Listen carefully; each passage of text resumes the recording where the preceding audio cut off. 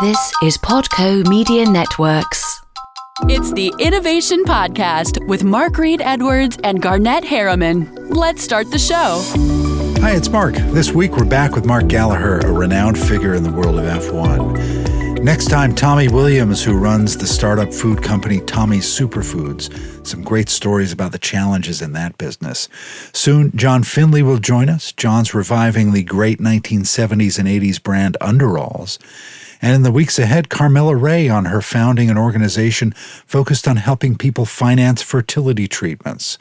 We also have Boston University Innovation Fellow Moira Kelly, Michael Hoffman, founder and CEO at Gather Voices, and Jarrett C. Riddick, director of the U.S. Army's Vehicle Technology Directorate. Plus, we have some special things planned for the new year, so stay tuned. Well, let's get back now to our discussion with Mark Gallagher. This time we focus on a range of innovations in F1, the blurring of the technology-human connection, esports, and other big trends. So let's get to it. One thing that was really controversial a couple of years ago was the halo, and that is the kind of protective roll bar, cage, whatever you want to call it, over the driver's head. But you don't hear much about it now that it's out there and everybody has to use it. So this is when I show my age, Mark, by saying to you that I absolutely hated it when it came out. You know, I'm a purist. I did too. Yeah, I just hated it. I mean, as a kid in the 60s, I loved these open cockpit race cars, Indy 500s and Formula One. Sure. And then someone comes up with this grotesque piece of carbon fiber that goes across the top.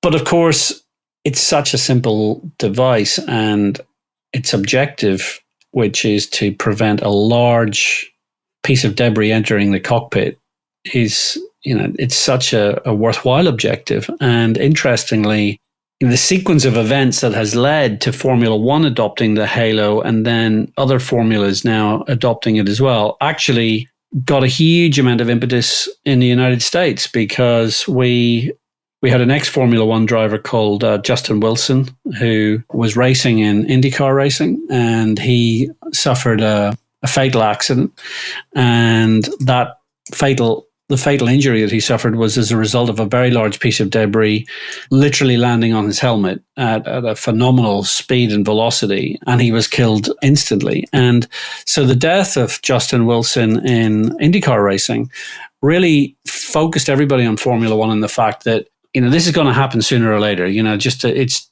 at some point we're going to lose someone for exactly the same reason that Justin Wilson has lost his life while driving for Andretti Autosport. And, for him to, and he was a guy who we knew. So that really provided another impetus for us to develop the solution. And then Jean Todt, who's the president of the FIA, which is the sports governing body, he really pushed on to make the change during his tenure. He really wanted to bring in this device. So it underwent a lot of testing, and inevitably in life, sometimes in life there are inevitabilities. And so I think, when the halo came out and everyone was complaining about it, including myself, and saying, oh, it's a shame that you can't see the driver so easily and they look a bit weird. And then before we knew it, we had a couple of accidents.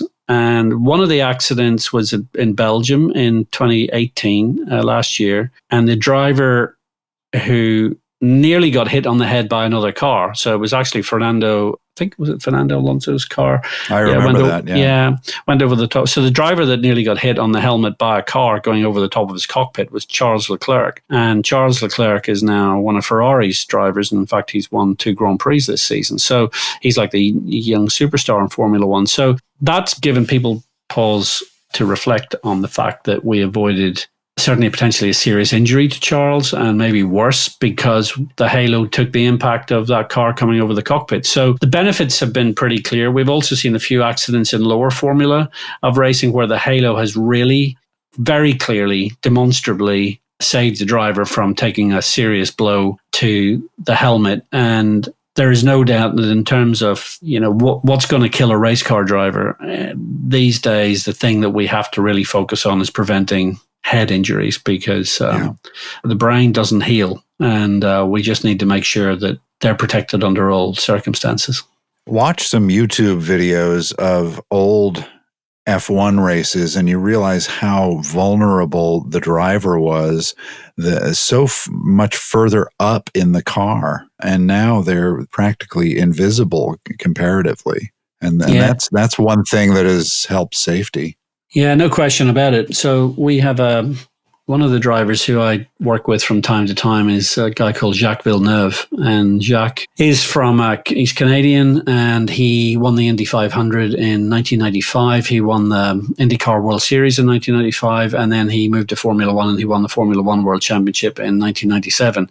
And Jacques is the son of a guy called Gilles Villeneuve, and Gilles lost his life in 1982 driving for Ferrari and Formula One. So on I think it was the 25th anniversary of Gilles losing his life, so talking about 2007, Jacques got a phone call out of the blue from Ferrari. He'd never driven for them, but Ferrari called him and said, "Hi, Jacques, we'd like you to come to Italy, and we'd like you to drive your father's car. We're going to set up a private test for you." So he headed off to Italy, not knowing what to expect. And when he arrived at the Ferrari headquarters, he was taken to the test track, and there was this absolutely beautiful, 1980s Ferrari Formula One car waiting for him, and he climbed on board, and it was quite an emotional story for him because one of the older mechanics came out, and it turned out this guy had actually worked with his father, and he gave Jacques his father's gloves. He'd kept his father's gloves all those years. But the story that Jacques tells about that day is that when he was sitting inside his father's Ferrari, from 1981-82, they had taken the bodywork off, and he said the bodywork was made of fiberglass. So he said, I'm sitting in this aluminum tub, and he said it didn't even come above my thighs. Right. He said, my entire torso is sticking up, and I've got this kind of flimsy rollover hoop behind my head. And then he said, then they put the bodywork on. So he said, when they put the bodywork on, it kind of looks like it's kind of protecting me, except that it's not. It's just it's just a quarter of an inch of fiberglass. And he said it was really quite a shock to him to realize what people had been driving. He then drove the car, and he said the interesting thing is, as a race car driver, you drive out, and within a few seconds you forget about how exposed you are. And he said he really enjoyed driving the car. But when he told that story, it really brought home to you that, for a guy like that who's driven, in, relatively speaking, in the modern era, it was a complete shock to look at what used to be accepted. And this is at a time back in the 80s when people thought they were making improvements. People said, oh, it's much safer now than it's ever been. Well, it wasn't safe, not by a long way. So very interesting to see the progress that's been made. And it's been, there's no question that there are a lot of drivers walking around today, and a lot of drivers now happily retired from racing today who wouldn't have had the luck of that if they'd been racing 30 years ago. Right. So we've talked about data and safety, and one of the innovations two of the innovations that I think has revolutionized the sport are aerodynamics and energy recovery technology. Can you talk about that a little bit? Sure. So I think I often explain the history of Formula One in the following way. I say that, championship started in 1950, and in some ways the first kind of 25 years seemed to be about making a car go faster. So it was about automotive engineering. It was about mechanical. It was about suspension and gearboxes and engines and chassis and all the stuff that you would expect from petrol heads, car racers. And then mid-70s, some very bright engineers began to realize the possibilities with aerodynamics, and that effectively you could turn a race car into an inverted jet fighter. You could fly it into the ground, and the faster the car would go, the more it would press down on the surface of the earth. And of course, a lot of folks will think about race cars with wings that generate downforce. And of course, we do have wings, front and rear wings, but actually the best way to generate a lot of downforce is to use the whole vehicle, and particularly its underbody, because you can create a suction effect underneath the vehicle by running it with a rake from front to rear, so the front really low and the rear slightly raised, and you can create this enormous suction effect. So really from the 1970s through the 80s into the 90s, you have these engineers going into wind tunnels, trying different wing shapes and aerofoil shapes and generating more downforce.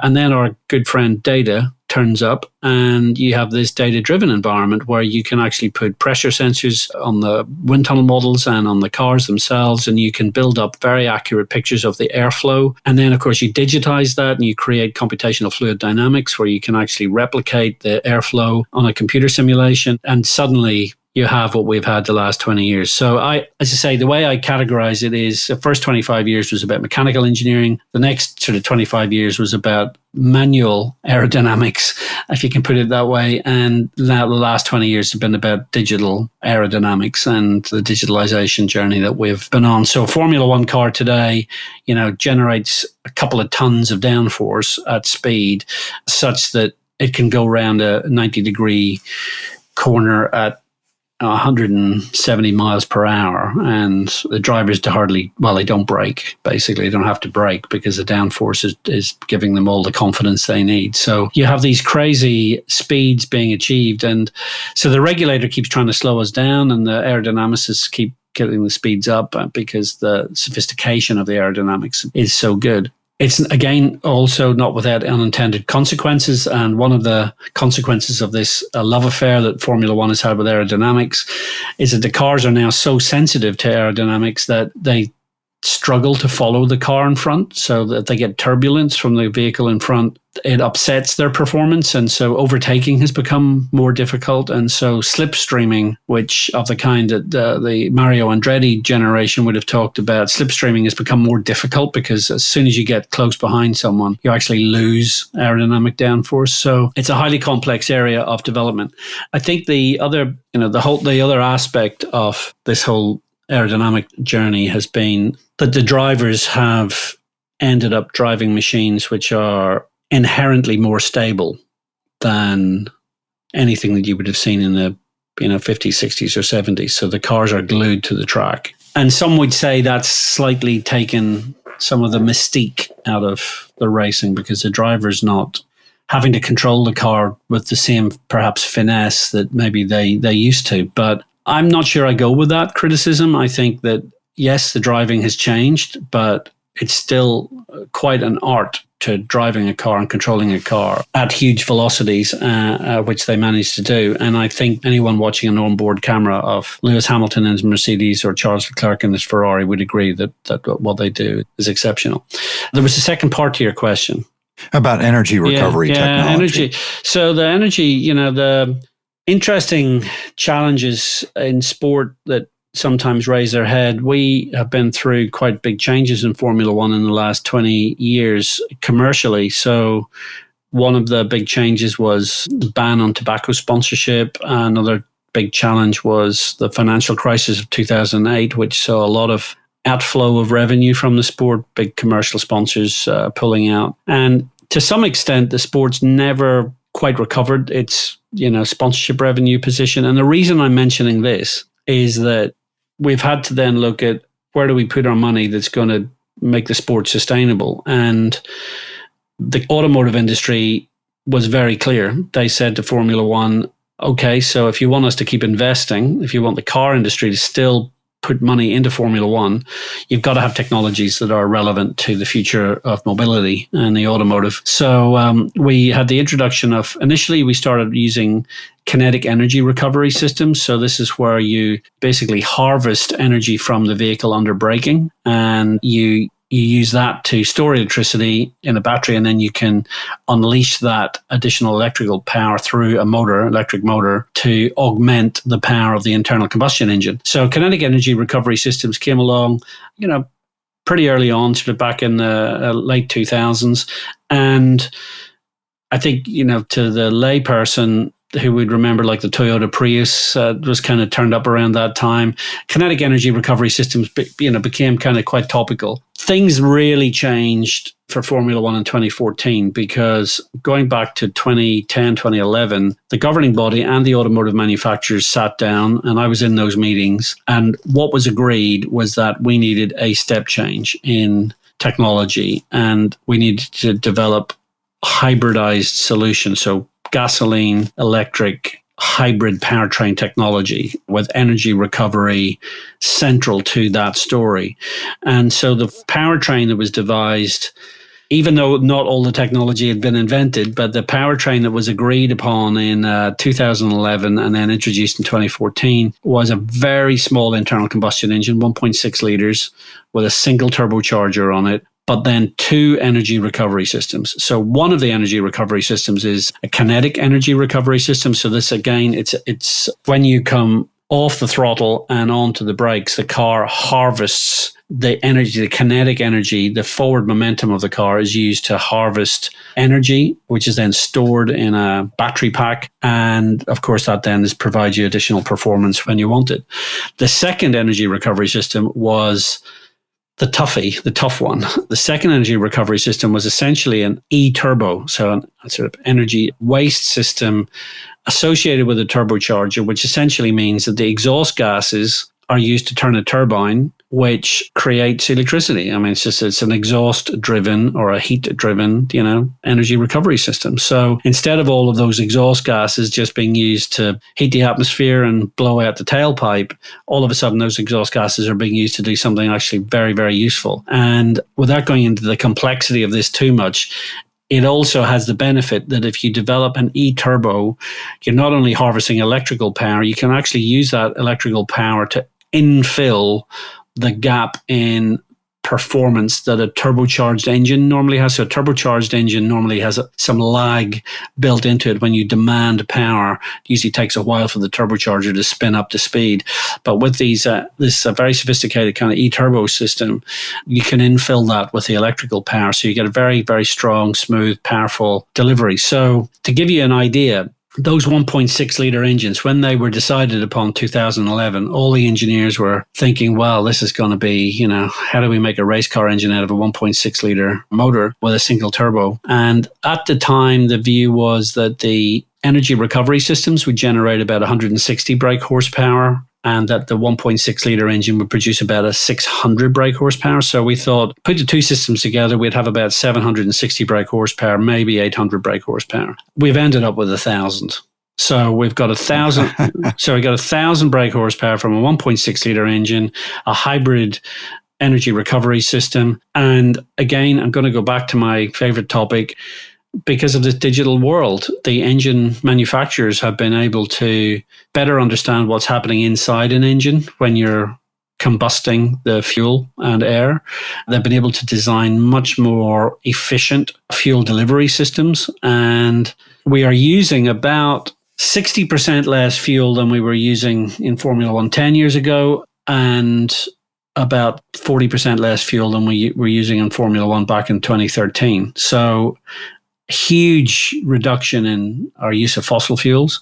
And of course, this is exactly what the automotive industry wanted us to do. And that's one of the reasons why Mercedes-Benz, Ferrari, for which read Fiat Chrysler Group, so Mercedes-Benz, Ferrari, Honda, Renault, one of the reasons they're in Formula One is that the speed with which we can develop these great innovations that end up in the hands of consumers. Yeah, I think there's no... Again, I'll give you a little metric. So the average internal combustion engine, which people have in their vehicles currently, if you have an internal combustion engine, they will have a thermal efficiency of about 34%, something like that. So pretty inefficient, but that's where we are. Internal combustion engines are essentially a 19th century technology. And, in the last 125 years, we still require big pieces of metal to move around fast, and we have these mini explosions caused by gasoline to power them. So it's a pretty agricultural system. But the Formula One engines today have over 50% thermal efficiency. So we've gone from 34 to 50%. So you're talking about sort of around about a 50% improvement in thermal efficiency. So that means that any given amount of energy we put into the vehicle, into the engine, is being used much more efficiently to produce something worthwhile. So it's been been a fantastic challenge. I think Formula One's done a really bad job of communicating this to the outside world. So whenever I try to explain to people, the powertrain technology that we have today, people are very often shocked to hear that that's exactly, what we're using. So yeah, I think, the sport's maybe not given itself a big enough pat on the back for developing these solutions, but it's been a huge investment by the manufacturers, and the result has been very impressive. I want to shift gears a little bit, no pun intended. Esports. Let's talk about esports and F1. What's going on there?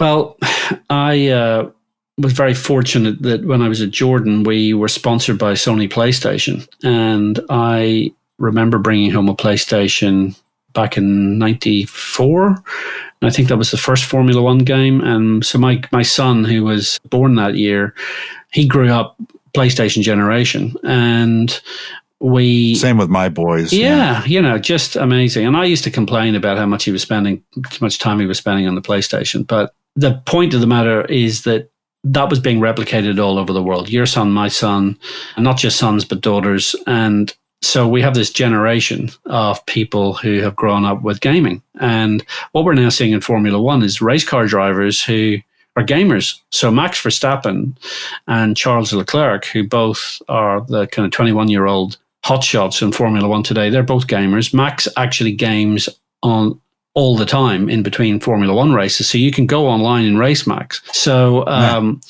they meet up and people go and join them. So gaming has a 25-year history in Formula One. Esports suddenly started to come over the hill, and kids were saying to us, you need to go on Twitch and watch people gaming. And of course, people my age were saying, well, why would you want to watch someone gaming? And then, and my son would say, well, why would someone want to watch a car race? Why do you want to watch cars go around in circles for 2 hours? So we began to realize there was just a profound change taking place. And esports has now just exploded for Formula One. All the teams have a virtual team, have an esports team. 2017, Formula One launched an esports world championship. The first one was won by a 17-year-old schoolboy who had never been in an aeroplane in his life until he was flown to Abu Dhabi from the United Kingdom, and he won the first esports world championship. And the sport has woken up to the potential for this. And it's not before time, because there's a gentleman by the name of Darren Cox who I got to know probably 8 to 10 years ago. So Darren worked for Nissan, and Nissan, a decade ago had started merging real and virtual with their Gran Turismo game. And Nissan were looking at ways, because I think of the Japanese domestic market that Nissan had, where there were a lot of active gamers of all ages, they could really see that this was a new opportunity. So I remember Darren explaining to us, probably a decade ago, that the future would be that gamers could become racers. And so they started running a program to get gamers to migrate across to actually racing cars and running championships in the virtual space, and then enabling them to do the real thing. So, it's actually a decade-old story in that respect. But sure enough, Formula One finally woke up to the opportunity, and now esports is firmly part of the sport. It's growing exponentially. We are seeing huge opportunities because we're realizing that for those younger audiences who are now becoming, of course, older audiences. So for all these new audiences, watching the sport passively isn't such a big turn on. If they can participate in it virtually, whether that's, during a race weekend, or whether that's, competing with drivers, or actually being able to compete against data. So you can take the data of a driver like Lewis Hamilton, and you can say, well, so here's the information. This is how fast Lewis Hamilton can drive a Formula One car as world champion. Can you beat him in the virtual space? So, it slightly hurts my head, the opportunity that exists, because I think the next decade is going to be amazing. And I really am excited for the future, because, again, those younger audiences, which are getting older, my son is now 25. He's an engineer for Airbus Defence and Space, and he still games. Yeah. Gaming is what he does in his spare time, and he loves it. So the world is changing. So I think it's very exciting. I think in the future you will have people watching the race at the racetrack who've bought tickets. You'll have people watching Formula One on broadcast coverage, and you'll have people interacting with the sport online as gamers. And so this is just going to be such an exciting opportunity, and I think a real thrill for those generations lucky enough to be embracing the opportunity that now exists.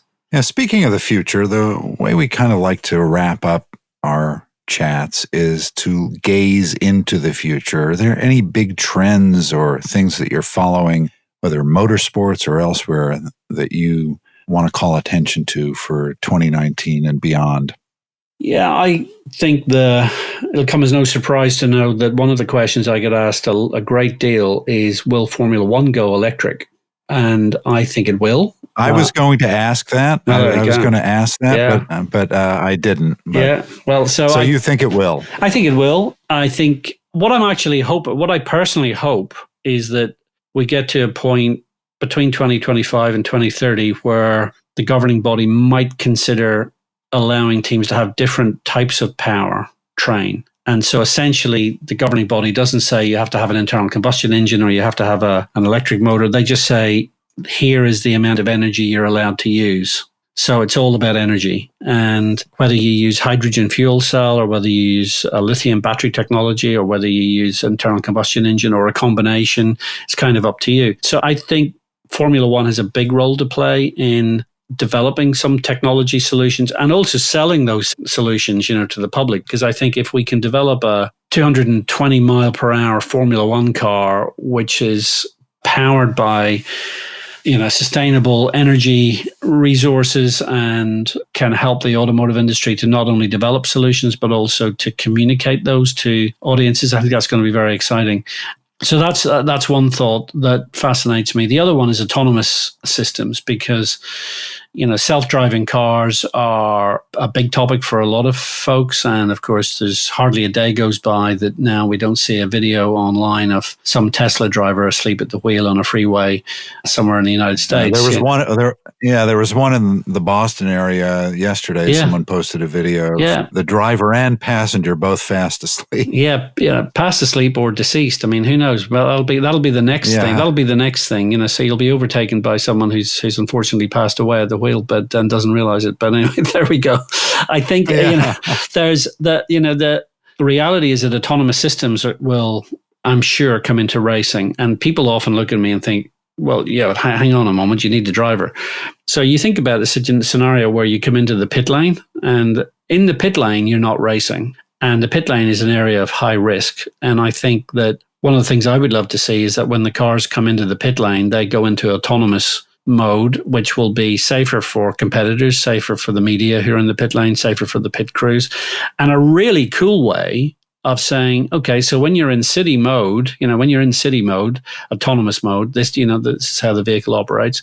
And then when it goes back out onto the racetrack, which is sort of akin to the freeway or the Autobahn, you go back into manual mode.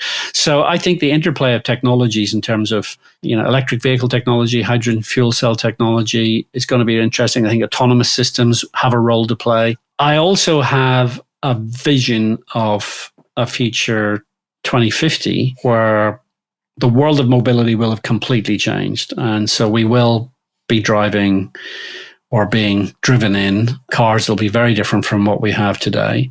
You and I are recording this while the Frankfurt Motor Show in Germany is going on, and some of the vehicles that are being rolled out in Frankfurt as we speak are absolutely extraordinary and groundbreaking. And, this is only 2019. So I think over the next 30 years, it's just going to be a huge change. But I think that in 2050, therefore, a sport like Formula One will be relevant and maybe even more exciting than people think possible, because I think we'll live in a much safer world where far, far fewer people, hopefully, the 3,500 people a day who lose their lives as a result of road traffic accidents in the world, hopefully those risks will have been seriously mitigated by autonomous systems and better mobility systems and a connected environment. So I think in 2050, it might be really interesting to see Formula One as this kind of really exciting sport where human beings still make all the decisions as to how to operate the machine at 220, 230 miles per hour. And people will look at it and say, that is unbelievable. And people like you and me, if we're still lucky enough to be around in 30 years' time, will be able to say, well, we used to drive our cars ourselves, and our grandkids will go, you gotta be kidding. You used to drive a car? And you go, yeah, we used to drive a car to work every day. And they'll be like, that's crazy. And then you say, but then look at this Formula One. So I think I'm very excited about the future, because I think the world of mobility and transport is going to change tremendously. And I think Formula One and all other forms of top-level motorsport will provide a very entertaining parallel to what's happening in the real world. Well, that's great, Mark. This has been such an entertaining and interesting discussion. I really appreciate you joining us here. Well, it's been a great pleasure, and I've enjoyed it. Thanks for giving me the opportunity. All right, next time we have Tommy Williams of Tommy's Superfoods joining us. See you then. Thanks for joining Garnett and Mark on the Innovation Podcast. Visit theinnovationpodcast.co to subscribe and listen to other episodes.